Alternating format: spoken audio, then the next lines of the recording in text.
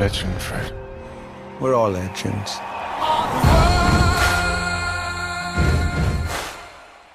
Hello, listeners, and welcome to episode 8 of DNA Film Wars. Today we are reviewing Bohemian Rhapsody from director Bryan, writer Anthony McCartan, and starring Rami Malek, Lucy Boynton, Joseph Mazzello, and Mike Myers. And it is a biopic of Freddie Mercury and sort of Queen leading up to the Live Aid concert. So we're going to go ahead as always and start with our initial thoughts. Dylan, what'd you think?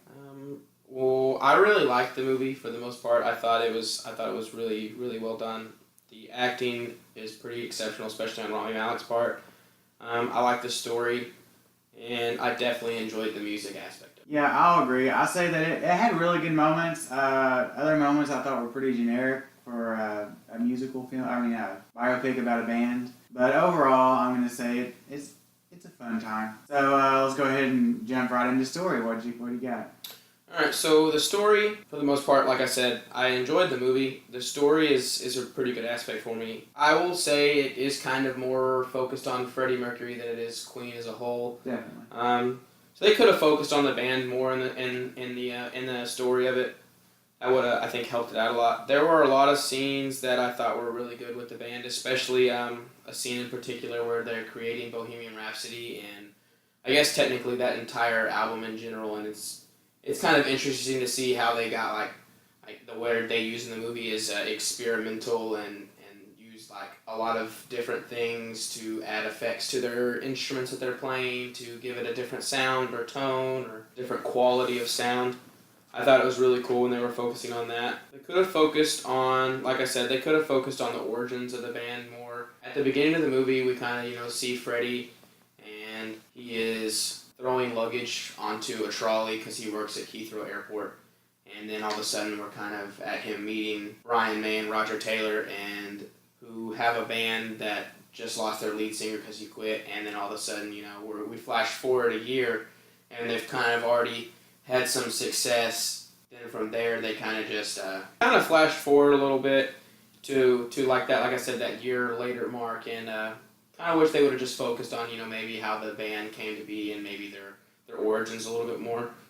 Other than that, I thought it was overall pretty good. There were some scenes with a character whose name is Paul, who I guess is one of Freddie Mercury's lovers or partners or something, and some of his scenes, I didn't like the way they played into the story. I guess they had to have some sort of an antagonist in the movie, and it happened to be him, and the way they portrayed him was kind of interesting, but at the same time, didn't really care for it a whole lot. I thought the Live Aid concert at the very end, it was played up quite a bit due to earlier scenes that I guess what I just read earlier kind of is off the timeline a little bit of Freddie's diagnosis with AIDS, which apparently happened around 87 to 91, somewhere in there, and the Live Aid concert happens in 1985, but in the movie he lets his bandmates know that he's been diagnosed with AIDS a week or two before the Live Aid concert, and it kind of plays up the emotions a little bit, so it makes that last scene at the Live Aid concert a little bit more emotional, and overall, his performance in that last scene, Rami Malek's performance as Freddie Mercury is really exceptional in that last scene. For the story, I'll give it a good. All right, yeah, I'm going to agree with most of your points here. I definitely agree that it is more of a Freddie Mercury biopic than it is as an origin story of Queen, which I think that because of that, they really rushed through the founding of the band and their beginning, because like Dylan said, we see him volunteer to be their lead singer. They do one gig at a bar, and then they skip forward a year to where they're already kind of together, starting to find a little bit of success and everything. Which leads me to what I would say probably my biggest gripe with the film overall is that they do venture into generic band origin story territory. What do you mean? At times. Yeah, for instance, there's this montage scene when they're on tour, and as they're going on tour, the names of the cities are flashing across the screen. They do that in every band movie ever. And I'm like, you don't need that. We get it. You're traveling across America. We don't need to know that you went to Portland, then you went to Dallas, and then you went to, I don't know, Omaha or whatever.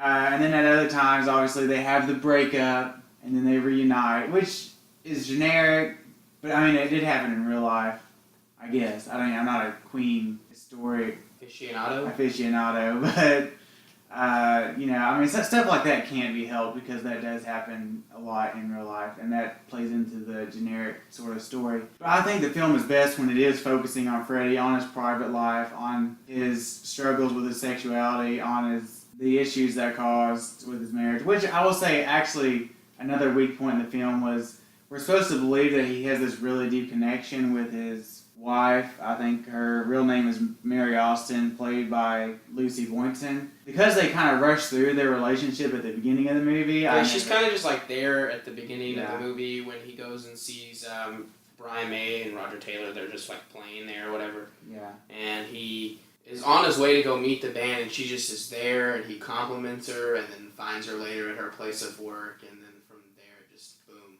they're in a relationship. Yeah, and then he's they're married, proposing to her like real fast, and then they're married, and we don't get to really see that relationship develop. Because of that, I don't really care about her character all that much. I don't understand why Freddie was so hung up on her, but. You know, other than that, I will say I think this movie does a lot of things right. I think they treat Freddie pretty well. I think that obviously the performance by Rami Malek, which we'll talk about later, really, really helps the story of Freddie and everything. You said you really enjoyed the Live Aid concert at the end. I'll say that I thought it went on too long. I think they should have played maybe a couple songs and then ended it, and they really built it up, like, and they kept just, like, I thought, okay, this is going to be the last song. Okay, this is going to be the last song. Okay, this has got to be the last song. I think they ended up playing, like, I don't know, 4 or 5 songs. I was like, I don't need to see their whole concert. I get it. I feel like they should have played maybe a couple songs and ended it on a high note, because they really, I did feel pretty, you know, about as emotional as I get in movies like this around the second song. But by the time the 4th song was rolling around, I was like, okay, I really got to pee. This movie needs to end. And, you know, I think overall the movie was a little long. I think it clocks in at like 2 hours and 15 minutes. 2 hours and 15 minutes. I felt like, although I said they rushed it at the beginning, I felt like there are scenes in the middle, especially scenes involving Freddie and his partner Paul, that could have been cut down. I mean, I wouldn't say it like dragged at any specific moment in time. I mean, I don't know. I don't think it really dragged. I just think there were some extended scenes that could have been cut down or out. I agree with you that the character of Paul at times is kind of he gets on my nerves at times. Yeah. I mean, he's just a complete sleaze bag. He's chalked up to be a real douchey guy, but I don't know what it was like in real life. That might have been his character in real life, but. Yeah, he's the villain of the movie. He's the villain of the story. You need the villain, obviously. But with all this being said, I think overall I'm going to give the story a high meh. It doesn't quite meet that good threshold because, like I said, I think there are some weak points in the story that kind of drag it down. But overall, it's pretty well written. All right. So with that being said, with your story, let's get into the acting. What are your thoughts on the acting part of this? All right. So like we've alluded to, Rami Malek is phenomenal in this movie. Absolutely great. Yeah, he embodies Freddie Mercury. There are times when, like, especially when they're only showing like part of his face or half of his face or something, where he looks identical to Freddie Mercury. That was a great casting choice right there. It was a great casting choice. Their skin tone is almost exact, and they do some great job with some makeup and stuff, and just the way he makes his mouth look. Well, he had false teeth in, actually, during the movie. He wore I figured he had wore false teeth to give him that look of his mouth that Freddie Mercury had. So. Yeah, that had to be uncomfortable for the actor, too. He said it was uncomfortable at first, but he kind of got used to it by the end of filming, and he actually kind of just wanted to keep him in. Yeah. He really enjoyed playing Freddie Mercury a lot, so. Oh, yeah, he's phenomenal. Everyone else ranges from passable to good.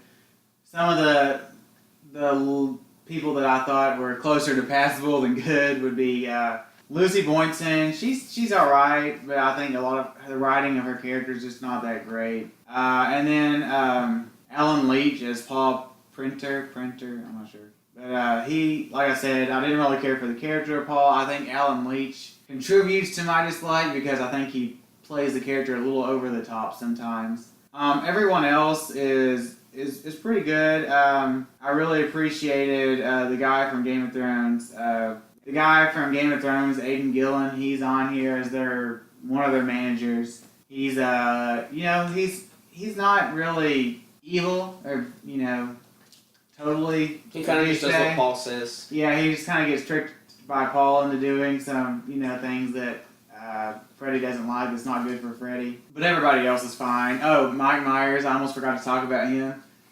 I think it took both of us a couple of minutes to realize it was Mike Myers. It took me a hot minute, yeah. Yeah, they got I don't know, I guess it's a wig on him and a beard. I don't know if it's fake beard. Probably a fake beard. And some glasses. And he's gained some weight. It was hard. It took me a couple minutes listening to the voice. I kind of had my suspicions going in that character was going to be Mike Myers, but I didn't know for sure. So I was sitting there. It took me a couple minutes to really confirm in my head. I think it took me until the second scene he was in to Really? actually realize that was Mike Myers. When I listened to his voice more, I could really start to tell that it was Mike Myers by listening to him speak. Yeah, he he does good. He's like Dylan said. He's only in a couple of scenes, but he does good in his scenes. So overall, the acting, I'm going to give it a good. Mostly founded on that performance by Rami Malek. It's great. It's one of the better performances I've seen this year. All right. Well, as far as acting goes for me, I am 100% on the same page with you. Rami Malek in this film is exceptional. He really does portray Freddie Mercury extremely well. Of course, we're pretty young, so we never really got to see Freddie Mercury in his heyday. He was actually passed away probably well before either of us were born. So we never really got to... About 6 or 7 years before you were born, about 8 before me. But he, I can imagine, was pretty close to the way Rami Malek portrays him. He does an excellent job in this movie. Everything about his performance is great.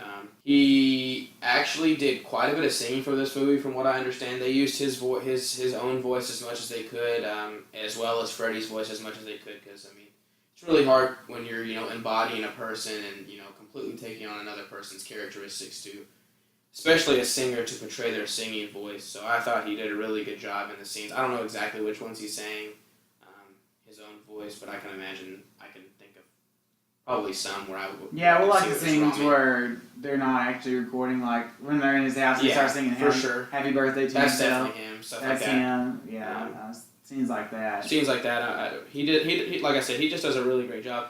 I think everyone else in the movie is really good too. I thought, contrary to what Aaron said, I thought Lucy Boynton did a pretty good job as Mary. I know that from what I've read, she played a pretty big part in his life, and they were really close up until the time that he passed away. I thought she did a relatively good job, though we don't get to see her character a super huge amount. And it does kind of make her hard to, really, feel for her character, really, care about her character a lot. But overall, I thought she did a great job. The casting choices for Bryan May and Roger Taylor, I think, were pretty good. They look pretty much a lot like their real life counterparts. I thought they did a good job. Other than that, Mike Myers, I gotta praise Mike Myers for his not being recognizable and me not knowing who he was for at least a good 2 scenes. One of my downfalls as far as acting goes, like Aaron said, is the actor who plays Paul, which his name is Alan Leach. Like Aaron said, his character, I guess the way it's written, really chalks him up to be a not super great guy. He kind of interferes with Freddy's personal life a lot.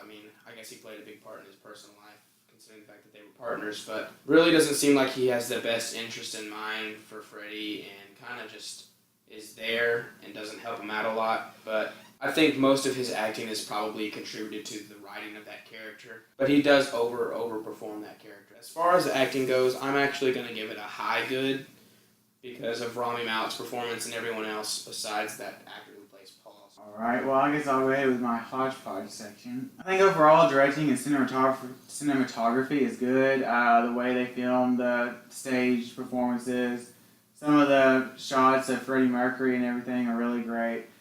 There's a scene where they're panning down into Wembley Stadium at the end, and And although the crowd is obviously CGI, I thought the shot was really cool. the shot is really cool. I liked it. So overall, like I said, directing Bryan Singer, obviously from X-Men fame, he does a good job, and he gives a good performance at everyone. I think makeup and costuming is really great in this film. The costumes that Freddie Mercury wears, obviously, I mean, they're based on his real life costumes, but they really mimic that really great. His look, his wigs, everything about him looks great. Like I said, at times he looks just like Freddie Mercury.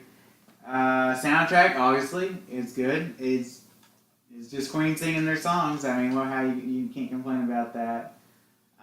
So overall, I'm gonna give my hodgepodge section a good. So getting into my hodgepodge section, I thought Bryan Singer did a really good job directing this film.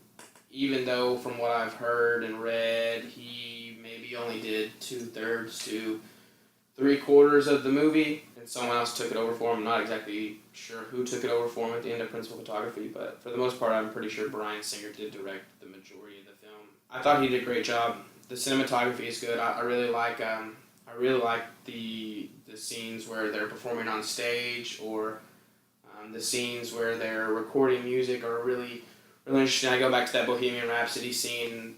Some of the shots of them like putting different things on, like say they have a timpani that they put a bunch of quarters on, and a little bit of water, and start hitting the drum, and it gives it a different tone for the songs that they're recording. I thought that was really cool, and they did a lot of the stuff like that. The Live Aid concert, like Aaron said, that pan-in shot right before the beginning of Queen's performance, when they pan into Wembley Stadium, I thought that was a really good shot. You can clearly tell the crowd is CGI, and that's the one downfall of that shot for me, is that, of that entire scene, I guess in general, is that you can pretty much tell the majority of it that most of the crowd is CGI, especially like in really wide angle shots where they're looking at the crowd and they're not focusing on like a specific section of the crowd. It is definitely a CGI crowd. And sometimes they couldn't hire enough extras. Yeah, you can't hire hundreds of thousands of people to fill a stadium, but sometimes that CGI is questionable, sometimes it's good, but for the most part, I thought that scene was good. Like you said as well, makeup and costuming is excellent. I feel like they did a great job really making everyone look like their characters, especially when it came to Rami Malek with his makeup and all of his costumes, like his unitards and stuff that he wears on stage, the false teeth that he has that he's wearing to make him look more like Freddy, all of the wigs and everything about the costuming and makeup I thought was really good. And of course, the soundtrack and the sound of the movie is 100% great. I mean, you can't go wrong with Queen for 2 hours, so it was a really good time, and I'll give my hodgepodge section a good. With all that being said, let's get into our overall grades, Aaron. Summary and overall grade. All right, so overall, like I said, I like the movie. It's a solid Freddie Mercury biopic. There are some generic parts of it I didn't care for. The acting is great, other than a couple of instances. So overall, I'm going to give the film a mild good. It just barely reaches good status for me. It's not outstanding. It's not the best music-focused film I've seen this year. I don't know if I've seen any other biopics or documentaries this year. No, music-related films, though. I mean, you watched... A Star is Born. That's what I'm thinking about. I think A Star is Born is... I don't know. I'd have to think about that, because there are things I didn't like about A Star is Born either. I say they're about on par for me.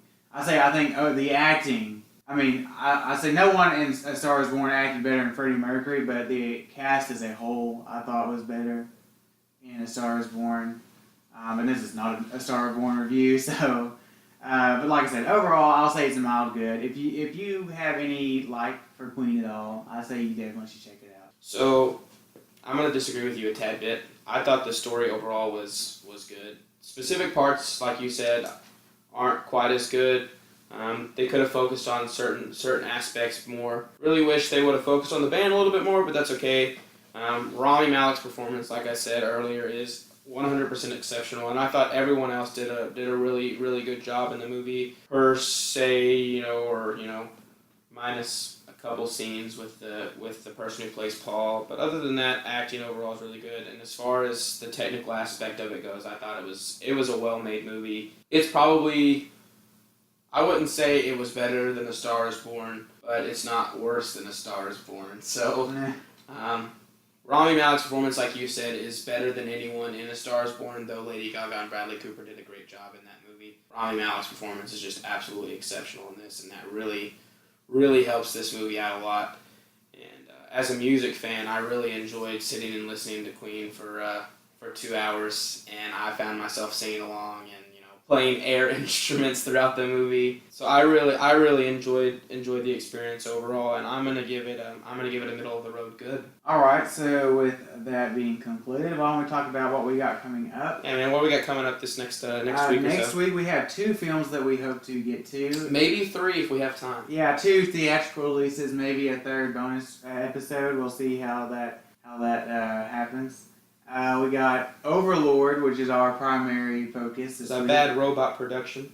About zombies in World War II. Should be an interesting time. Produced by J.J. Abrams. Oh boy. Yeah, it looks like it. I've read some of the reviews. They sound good. It looks good. I'm excited about that. We also have Girl in the Spider's Web coming out this weekend. That one's directed by a guy, his name I think I read earlier was Fede Alvarez. He did that movie a couple years back, Don't Breathe, with Jane Levy, was really good. He did the remake of Evil Dead, which wasn't bad. I've not watched either of those. I can't. They're both pretty good. All right. Sam Raimi produced both of those. I'll take your word for it. So yeah, we hope to get to that film as well. I fully intend on getting to it. And with that being said, we also are for our bonus review this week. We hope to get to Girl with the Dragon Tattoo. That's the 2011 version. David Fincher. Directed by David Fincher, starring Daniel Craig and Rooney Mara. So hope to get to that one too. That'd be good considering the fact that we're reviewing a sequel, I guess. A sequel, yeah. It's kind of. I think it's kind of one of those anthology franchise sort types like that, yeah. where it doesn't really relate much to each other, But our discussion episode coming up, I guess this upcoming Tuesday. Yeah. We're gonna try to talk about both Overlord and maybe Girl in the Spider's Web. Yeah, we're gonna do our top 5 zombie films. Top 5 zombie films. We're gonna leave out TV shows because I'd probably put The Walking Dead in there, but yeah, we're gonna leave it out. We're not a TV show podcast. We're gonna leave it out. I haven't quite hammered down our second top 5 yet. I'm gonna be thinking about that. Maybe our top 5. I don't know. Bad robot productions, maybe. Bad robot production films. I don't know, because then you get a lot of different franchises. Cloverfield, Star Trek. Super 8. Yeah, that's a lot of stuff. We'd have to really think about that. We'll get it worked out. Yeah, it'll be a surprise. There we go. It'll be a surprise. So, with that being said, I think that's about all we got for this episode. You got anything to add? Just gotta plug those social medias. We're at DNA Film Wars, all lowercase, no space on all social media platforms. Yep, and if you have any specific questions and or comments, you can contact us at dnafilmwars@gmail.com. Feel free to leave us a review on iTunes or Stitcher. Or SoundCloud. Up on all major podcatching platforms. Yep. So you can find us somewhere. If you look for us, you can find us. So as always, thank you for listening. I'm Aaron. I'm Dylan. We'll see you next time. You need to slow down, Fred. I just need a bit of time. What if I don't have time?